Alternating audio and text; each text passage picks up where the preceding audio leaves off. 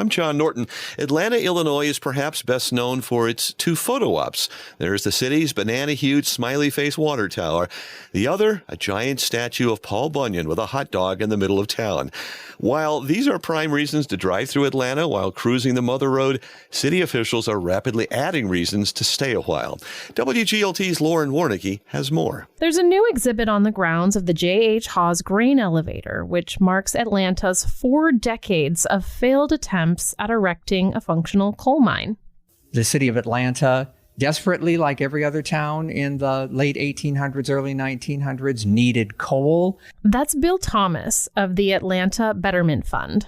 And they knew there was coal beneath this community. They had just never dug it up yet. Of course, corn is king in Illinois, but that other C word is also associated with the land of Lincoln, coal.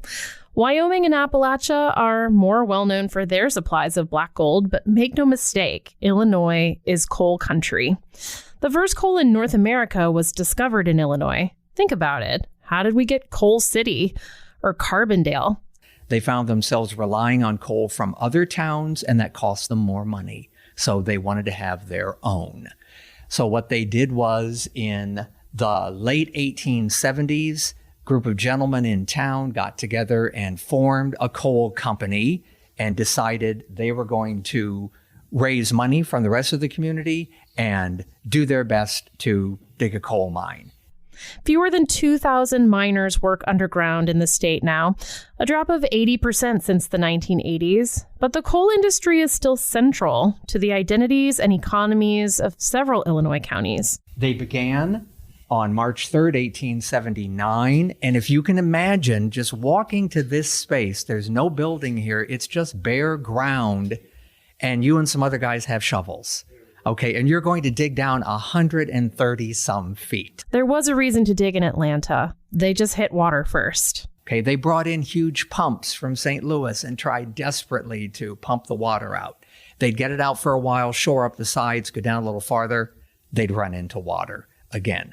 Finally, around 1915, 1920, they just decided, as the interpretive panels say, to turn lemons into lemonade, and it became the town's water supply. It's taken several years to make dreams into reality by retrofitting the existing mine shaft with a viewing window. So if you'd like to see that, I'm happy to do that. Okay. The shaft itself is constructed of wooden timbers framing this giant hole. It's about 8 feet by 4 feet that we're looking down, but the shaft itself is even wider than that. And we've rigged it up so that visitors can come and flick a switch, and then the shaft is lit up sequentially by a series of lights all the way down to the bottom. And you can actually see the water. Yes, you can actually see the water all the way down at the bottom. Here's Atlanta Mayor Adam McVeigh. So what we really have is we have 3 levels of tourism. We incorporated this coal mine into part of our historic exhibit here next to the elevator and the carriage house, along with our library as you came right past. And then the second part of that is we have the tourism option for our local community with golfing, with the sports, with the baseball fields.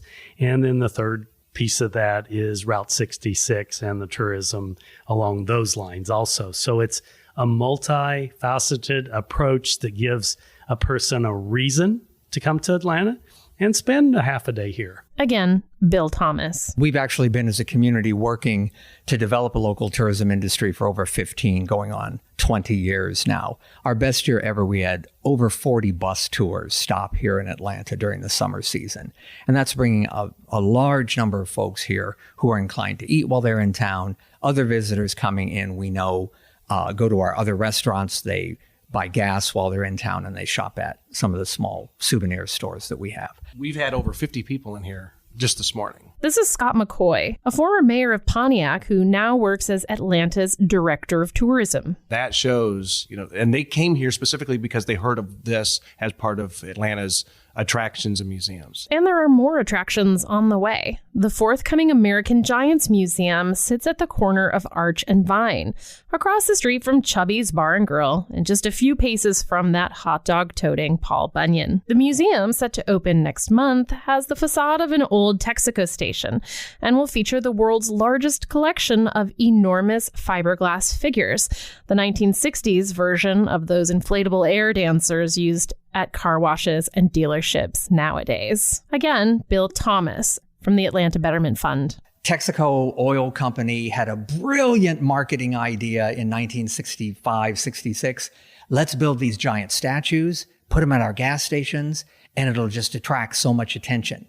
They had 300 initially built, and then they rolled out the campaign across the nation, and it was an absolute logistical nightmare. The company loved the idea, but the Texaco dealers hated it. They kept falling over. They were hard to stabilize. You had to move them from one state. They hated it. The campaign lasted a year, and Texaco said, destroy all 300. 6 survived, and we will get one of the 6. It just all seems to make sense in my head. Like, you're along Route 66, the American highway, right? Big oil is so much a part of that history. And Paul Bunyan has attracted a lot of people to Atlanta. So this is part of your skyline, essentially. It has, but if you walk across the street, it's not just big oil. Atlanta had one of the first EV charging stations anywhere along 66 in Illinois. And we look at it this way. Route 66 was responsible for developing the first major infrastructure cars needed that we needed for transportation, i.e. gas stations. Now, with the centennial coming up, we need to leverage all the interest in this anniversary and help the road create the next infrastructure that is needed, EV charging stations. That was Bill Thomas of the Atlanta, Illinois Betterment Fund, Mayor Adam McVeigh, and Tourism Director Scott McCoy with WGLT's Lauren Warnicki. A soft opening of the American Giant Museum is scheduled for July 1st.